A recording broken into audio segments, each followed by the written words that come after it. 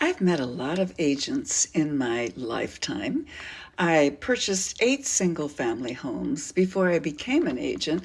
And then, of course, after being an agent for over 30 years in the LA area, I have met a plethora of agents, some of them excellent, some of them not so good, some of them memorable, and some of them oh so forgettable.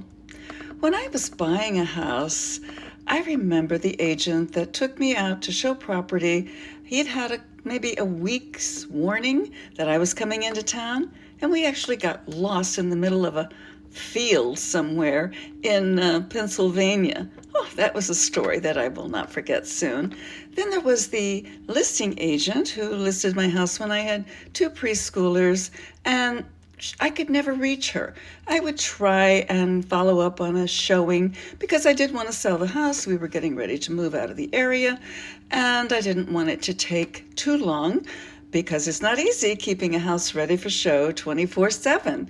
And undoubtedly, she wouldn't return my calls, and then maybe a day or two later, she'd show up at the front door, just ring the doorbell. "Hey, Norma, these people just walked into my office, and they'd like to see your house. Is it okay if we come in?" No call, no warning.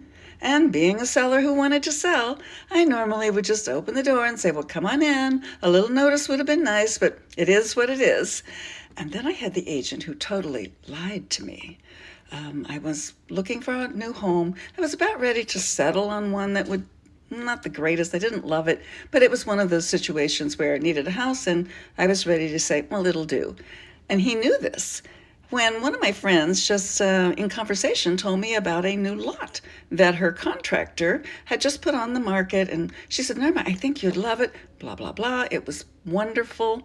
I went to see it without my agent, and I thought, oh my gosh, this is lovely. And I built a main farmhouse there. He did not tell me about it, in my opinion, because he wanted me to make the purchase of the house that I didn't really love because it was a more expensive purchase than just buying the raw land. So I started not to trust real estate agents. And then fast forward to the time when I decided I was going to become an agent, and I wanted to be an agent, if nothing else, that people could trust. Know that I was holding their needs above my own, and that I would be forthcoming. Good news, bad news, whatever it was, I would be upfront with them. So I've tried to do that. I hope I've been successful. And when I have a referral or a past client call me, I think, well, there's a little bit of success there because you don't refer an agent unless you trust that agent.